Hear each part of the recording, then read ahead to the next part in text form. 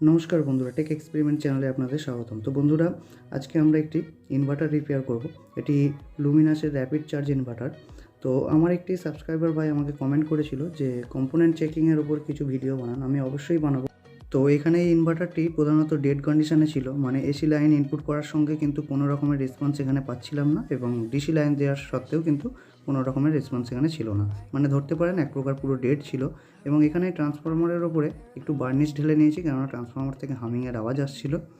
তো ওপর কিছু জিনিস আপনাদের দেখিয়ে রাখি। দেখুন, এই যে ওয়্যারগুলো দেখছেন, এগুলোকে ড্রেন ওয়্যার বলা হয়। তো এর নিচেই মসফেটগুলি রয়েছে। এখানে আপনি ট্রান্সফরমারটিকে একটু ভালো করে দেখে নিন, এখানে বার্নিশ ঢালা আছে। এবং এর নিচে দেখুন একটি আইসির ওপরে কিছু নাম্বার লেখা আছে। এটি আপনার মেন মাইক্রো প্রসেসর। এটিও যদি খারাপ হয় তখনও কিন্তু সম্পূর্ণরূপে ডেড হয়ে যাবে। এবার এখানে 3052 একটি সাদা রঙের আইসি দেখতে পাচ্ছেন। এটি হচ্ছে আপনার চেঞ্জ ওভারের জন্য কাজ করে। তো বন্ধুরা, এই ডেড কন্ডিশন ছাড়াও এখানে আরও প্রবলেম দেখা যায়, যেখানে ব্যাটারির চার্জ হয় না। সে সম্বন্ধেও কিছু আপনাদের বলবো। এখানে দেখতে পাচ্ছেন একটি ফিউজ রয়েছে। এটি একটি 15 অ্যাম্পিয়ারের ফিউজ। পিছন দিকটায় দেখতে পাচ্ছেন একটি কালো গোল মতো রয়েছে, এবং পিছন দিকে যদি দেখেন তো এখানে দেখুন আমি একটি তার দিয়ে আপাতত শর্ট করে রেখেছি। যদি এটি খারাপ হয় তখনও কিন্তু আপনার ইনভার্টার ডেড কন্ডিশনে হতে পারে, বা ব্যাটারি চার্জ নাও হতে পারে। ওকে, তো এরপর আমি নেক্সট জিনিস দেখাচ্ছি। দেখুন, এখানে আপনি একটি 1 ওহমের রেজিস্ট্যান্স দেখতে পাবেন। একটু ভালো করে লক্ষ্য করুন, ব্রাউন কালারের 1 ওহমের রেজিস্ট্যান্স। আগে প্রথমে এই লাল ওয়্যারটিকে আমি এখান থেকে খুলে নিই, তো তারপর আপনাদের দেখাচ্ছি। এই যে 1 ওহমের এখানে রেজিস্ট্যান্সটি আছে, যে 38 জাম্পারের পরেই আছে, আপনারা একটু ভালো করে লক্ষ্য করলেই বুঝতে পারবেন। এটি একটি 1 ওহমের রেজিস্ট্যান্স। তো এটি যদি খারাপ হয় তখন কিন্তু মাইক্রো প্রসেসরে পাওয়ার যাবে না। মাইক্রো প্রসেসরে যদি পাওয়ার না যায় তখন কিন্তু ইনভার্টারটি সম্পূর্ণ ডেড অবস্থায় থাকবে। না এসি দিলে কোনো সিগন্যাল পাবেন, না ডিসি দিলে। ওকে, তো এখানে ম্যাক্সিমাম কেসে এই রেজিস্ট্যান্সটি কিন্তু খারাপ হয়ে যায়। তো এখানে এই ইনভার্টারটির ক্ষেত্রেও কিন্তু একই জিনিস ঘটেছে, এই রেজিস্ট্যান্সটি এখানে খারাপ হয়ে গেছে। তো প্রথমে আমি কি করব, এই রেজিস্ট্যান্সটিকে চেঞ্জ করব। চেঞ্জ করার পর আপনাদের দেখাবো। শুধুমাত্র একটি রেজিস্ট্যান্স চেঞ্জ করার পরই কিন্তু সম্পূর্ণভাবে ইনভার্টারটি আমার ওকে হয়ে যাবে। তো দেখুন, এখানে আমি রেজিস্ট্যান্সটিকে তুলে নিয়েছি। এরপর আমি এখানে একটি 1 ওহমের রেজিস্ট্যান্স বসিয়ে নেব। এরপর আপনি এই বোর্ডটির পিছনের দিকটা একটু লক্ষ্য করুন। দেখুন, এখানে যে রেজিস্ট্যান্সটি ছিল সেটির পজিশানটা একবার দেখে নিন। এখানে একটি বড় ডায়োড রয়েছে। ডায়োডের পরেই কিন্তু দেখতে পাচ্ছেন D28 যে ডায়োডটি রয়েছে, এটার পরেই কিন্তু রেজিস্ট্যান্সটি লাগানো আছে। তো এখান থেকে আমি রেজিস্ট্যান্সটিকে তুলে নিয়ে একটি 1 ওহমের প্রথমে রেজিস্ট্যান্স বসিয়ে নেব। তারপর এর ফাংশানটা আরেকটু ডিটেলসে আপনাদের সঙ্গে একটু আলোচনা করব। তো প্রথমে চলুন আমি রেজিস্ট্যান্সটিকে বসিয়ে নিই। তো এখানে দেখতে পাচ্ছেন আমি কিছু 1 ওহমের রেজিস্ট্যান্স নিয়ে এসেছি। এখান থেকে একটি রেজিস্ট্যান্স আমি এখানে বসিয়ে নেব। এবং চ্যানেলে যদি আপনি প্রথমবার এসে থাকেন, অবশ্যই চ্যানেলটিকে সাবস্ক্রাইব করবেন এবং ভিডিওটিকে একটি লাইক দেবেন, কেননা আমরা এই ধরনের রিপেয়ারিংমূলক ভিডিও এবং বিভিন্ন ধরনের প্রজেক্টমূলক ভিডিও এই চ্যানেলের মাধ্যমে আপলোড করে থাকি। তো এবার আপনি মসফেটের যে চ্যানেলটি ছিল তার পিছন দিকে যদি লক্ষ্য করেন, দেখবেন এখানে 40 অ্যাম্পিয়ারের 3টি ফিউজ রয়েছে। এখানে এই ফিউজগুলি যদি বার্ন হয়ে যায় তখনও কিন্তু ব্যাটারি চার্জ হওয়া বন্ধ হয়ে যাবে। তো এই ফিউজগুলোকে একটু ভালো করে চেক করে নেবেন। এবং এখানে দেখতে পাচ্ছেন একটি ফ্যান রয়েছে এবং একটি বড় ক্যাপাসিটার রয়েছে।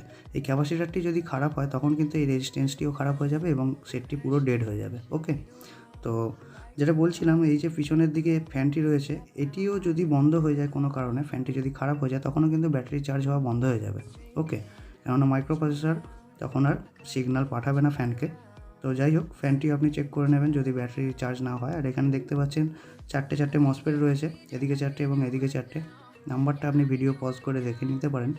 তো অনেক ক্ষেত্রে কি হয়, ব্যাটারির তার যদি উল্টো লাগানো হয় মসফেট কিন্তু খারাপ হয়ে যেতে পারে, বা মসফেট অন্য কোনো কারণেও খারাপ হতে পারে। মসফেট আপনি চেক করে নিতেই পারেন। আমি এর আগে অনেক অ্যাক্সিওম চার্জারের ভিডিওতে মসফেট চেক করা পদ্ধতি দেখিয়েছি। একই পদ্ধতিতে এটিকেও চেক করে নেবেন।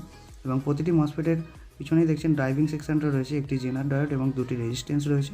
রেজিস্ট্যান্সের নাম্বারগুলি আপনি নোট করে রাখতে পারেন। যদি কোনো কারণে বার্ন হয়ে যায় আপনি নাম্বারটি এখান থেকে দেখে সেখানে লাগিয়ে নিতে পারবেন। ওকে, তো এরপর তো ইনভার্টারে আরেকটি প্রবলেম দেখা যায়, যেটাকে চেঞ্জ ওভার প্রবলেম বলা হয়। মানে আপনি যখন আপনার কারেন্ট আছে তখন আপনার ব্যাটারি চার্জ হবে এবং আপনার কারেন্ট থেকেই সমস্ত লোড চলবে, এবং যখনই কারেন্ট আপনার চলে যাবে তখনই অটোমেটিক্যালি এটা ব্যাটারিতে শিফট হয়ে যাবে। এটিকে চেঞ্জ ওভার বলা হয়। তো যখন চেঞ্জ ওভার হয় না তখন এখানে দেখুন, এখানে D14 যে জায়গাটি দেখতে পাচ্ছেন, D14 D16, এখানে 4টি ডায়োড রয়েছে। এখানে এই 4টি ডায়োডকে একটু ভালোভাবে চেক করে নেবেন। এগুলি যদি খারাপ হয় তখন কিন্তু চেঞ্জ ওভারের সমস্যা দেখা যায়। তো তো যাই হোক, এখানে আপনি দেখতে পাচ্ছেন আমি রেজিস্ট্যান্সটিকে বসিয়ে নিয়েছি। এবার আপনি প্র্যাকটিক্যালি দেখতে পাবেন যে সেটটি আমার একদম চালু হয়ে গেছে। এখানে আমি একটি ব্যাটারির সঙ্গে এটা কানেকশন করে নিয়েছি এবং একটি লোড হিসেবে একটি 100 ওয়াটের বাল্ব আমি লাগিয়ে নিয়েছি। তো চলুন ইনভার্টারটিকে ফার্স্ট আমি অন করি। এখনও আমি এসি লাইন ইনপুট করিনি, শুধুমাত্র ফ্ল্যাগটা লাগিয়ে রেখেছি। তো এখন দেখতে পাচ্ছেন এখানে বাল্বটি কিন্তু গ্লো হয়ে গেছে।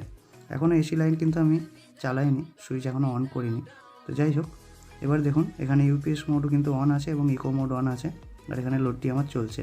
এরপর আমি সুইচ দিয়ে দিচ্ছি, এখানে AC line AC line input করছি। দেখুন চেঞ্জ ওভারও সাকসেসফুলি হলো।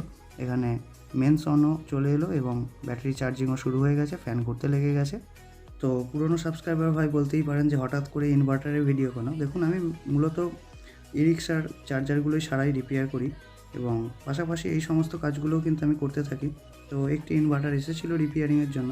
আমি ভাবলাম যে আপনাদের সঙ্গে এর কিছু ইনফরমেশান শেয়ার করি।